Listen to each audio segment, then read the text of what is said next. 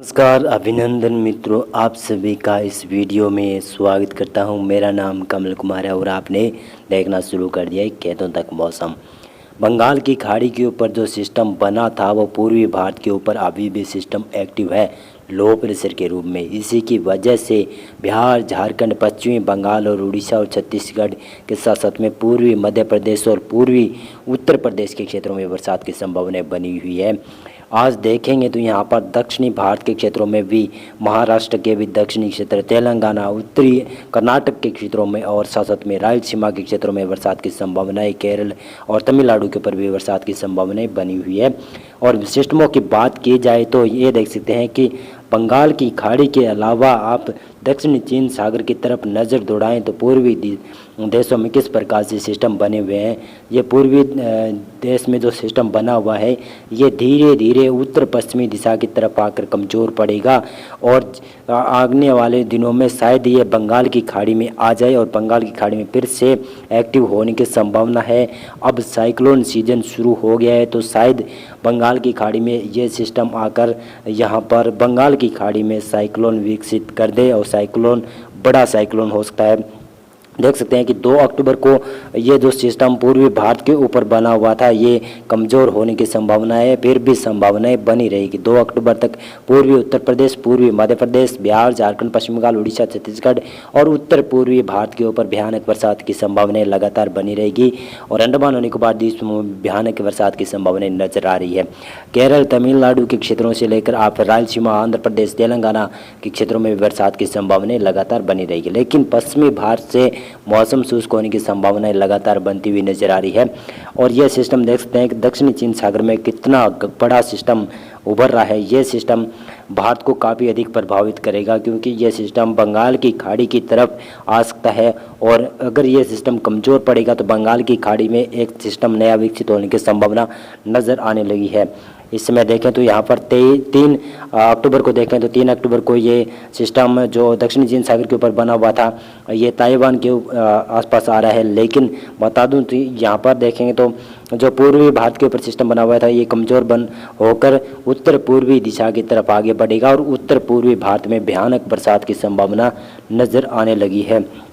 इसी प्रकार से देखेंगे तो 4 अक्टूबर को भी ये सिस्टम जो दक्षिणी चीन सागर के ऊपर बना हुआ था ये यहाँ पर देखेंगे तो ताइवान के ऊपर लैंडफॉल करता हुआ दिखाई दे रहा है। उसके बाद में ये चाइना के ऊपर लैंडफॉल करेगा और चाइना के ऊपर लैंडफॉल करने के बाद में कमज़ोर पड़ जाएगा और कमज़ोर पड़ने का मतलब है कि भारत के बंगाल की खाड़ी और अरब सागर में नया सिस्टम विकसित होने का समय मिल जाएगा और समय को मौका मिल जाएगा कि कई क्षेत्रों में यहाँ पर फिर से बाढ़ जैसी हालात बना देगा जो कि सिस्टम बनने वाला है बंगाल की खाड़ी में।